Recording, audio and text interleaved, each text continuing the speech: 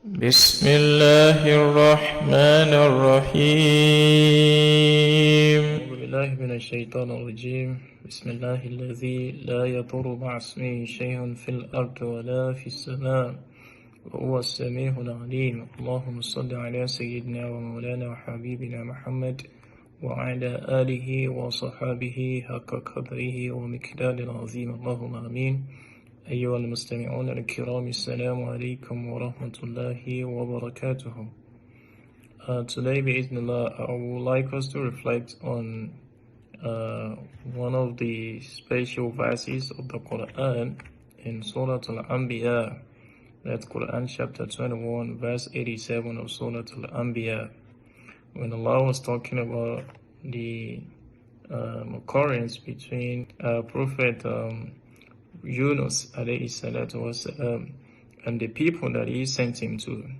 And it was saying in verse 87 of Surah Al-Anbiya that وَظَنُّونَ إِذْ ذَهَبَ مُغَاضِبًا فَظَنَّ أَنْ لَا نَقْدِرَ عَلَيْهِ فَنَادَى فِي ظُلُمَاتٍ أَنْ لَا إِلَهَ إِلَّا أَنْتَ سُبْحَانَكَ إِنِّي كُنْتُ مِنَ الظَّالِمِينَ صدق الله العظيم. Now, the linguistic meaning of this verse is was it known, and Prophet Yunus is dhahaba mughadiban, when he angrily left the people that Allah sent him to, when he angrily abandoned the mission that Allah trusted him with.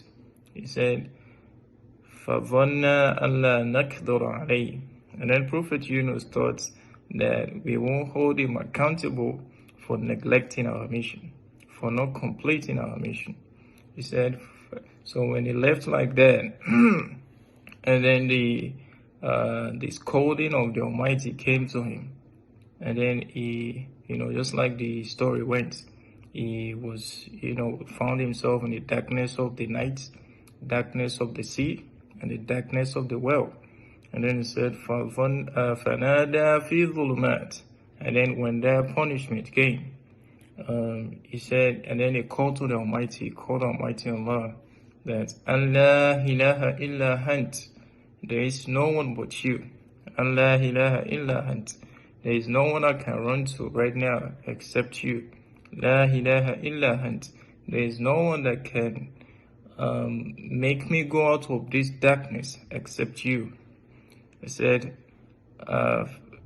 Subhanaka inni kuntu min al-zalimin. He acknowledged that he has been among those that have been disobedient to the Almighty. Now, I want to point out three key lessons from this verse. The first one before going to the actual three lessons is Prophet Yunus alayhi salam. Allah didn't scold him, not because he was a bad prophet, or not because he was a bad servant. So Allah scolded him just for we to learn from it. And just like he narrated all the stories of the prophets to Prophet Muhammad sallallahu alaihi wasallam, for him to learn from them, and for we as the follower of the prophet to learn from them as well. So now the three key lessons. The first one is that in all missions that the Almighty entrusted each and every one of us with, regardless of whether we are Muslims or non-Muslims, we must fulfill and complete that mission. We want to take them, start them, go through the journey of that mission and complete them. Any area of specialty that we have, maybe I'm gifted with one specific thing. Someone else is gifted with one separate things. We are all gifted with separate things. All of these are our mission because we want to spend them. It might be a gift of recitation. It might be a gift of teaching. It might be a gift of, being audible. It might be a gift of, superiority. It might be a gift of power. It might be a gift of knowledge. It might be a gift of wealth. All of these are our missions. We want to accept that mission, go through the challenges that surround our mission and make sure that we finish them, because we are being entrusted with such mission by the Almighty. Now, the second lesson is, now, as Muslims, we want to know how to pray, how to call unto the Almighty, and for Him to accept our dua. In Surah Al-Baqarah, it was saying, "Ud'uni astajib lakum," call upon me and I will surely respond to you. Now, as Muslims, our responsibility is under the oath for we to call upon Him, and in reciprocation, His responsibility would be an yastajib, for Him to answer our dua. Now, so we as Muslims, we want to, be prayerful, and it shouldn't be when challenges come that we want to call upon Him. We want to have an investment with Him, just like Yunus stated, because I'm not wrong, that فَلَوْلَا أَنَّهُ كَانَ مِنَ الْمُسَبِّحِينَ لَلَبِثَ فِي بَطْنِهِ إِلَى يَوْمِ يُبْعَثُونَ. That if Yunus hasn't been amongst those that have an investment with us, if Yunus hasn't been among those that have been making tasbih, those that have been praying, that have been doing qiyamul layl, those that have been doing la ilaha illallah, subhanallah, la hawla wa la quwwata illa billah, assuming Yunus hasn't been among the servants that have an investment with us, he said, "Labitha fi batnihi ila yawmi yub'athun." The darkness of the sea, darkness of the night, and the darkness of the world that he found himself, he will have been there forever till the day of resurrection. So the second key lesson, brothers and sisters, is as Muslims, we want to be prayerful and not pray only when challenges come. Now, the final lesson from this verse is, how do we pray as Muslims? And how do we get our prayers being fulfilled? To clarify, we as Muslims, again, we have to pray. And it is not mandatory on Allah for Him to accept this, because sometimes عَسَىٰ أَن تَكْرَهُ شَيْئًا فَهُوَ خَيْرٌ لَكُمْ وَعَسَىٰ أَن تُحِبُّونَ شَيْئًا فَهُوَ شَرٌ لَكُمْ.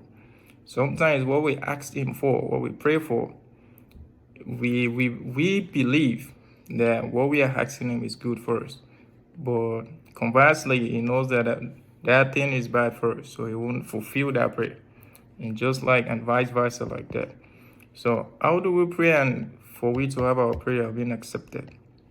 Imam Ali karamullah wajah, he was saying when he was making the tafsir of one of the words of Prophet sallallahu alaihi wasallam, that khayrul du'a, that the best supplication that anyone can make, or the best supplication, he said, ma sadara and sadirin wafi, is the one that comes from the chest of someone that has al-ikhlas, someone that has a purified heart, someone that has al-ikhlas in his dealings, someone that doesn't, uphold to injustice, someone that doesn't make someone else cry. So ma sadara and sadirin wafi, the prayer that will be accepted, the best of supplication is the one that comes from a heart. That means the person making the dua is a purified person. And then he said, وَقلب وَفِي, a best prayer, again, the best prayer is the one that comes from the heart of someone that has taqwa, someone that is fearful of the Almighty in all his dealings. So in summary, brothers and sisters, Surah Al-Anbiya, Quran chapter 21, verse 87, where the Almighty was, making us take lessons from the life of Prophet Yunus alayhi salam. We point out 3 key lessons. And the first one is that we all have mission that Allah has entrusted us with in this our journey of life. And we must fulfill that mission regardless of the circumstances and challenges. And the second key lesson is that as Muslims, we must know how to pray. We must know how to pray.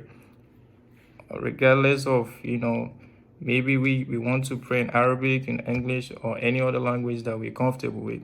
We must know and learn how to pray. And the third key lesson is that for for our prayer to be accepted, it has condition, and the condition is for our heart to be purified and for we to have the fear of the Almighty, that we are calling for Him to accept our prayer. We ask Allah to ease all our fears and continue to be our guide and guide. Allahumma ameen. Wassalamu alaikum wa rahmatullahi wa barakatuh.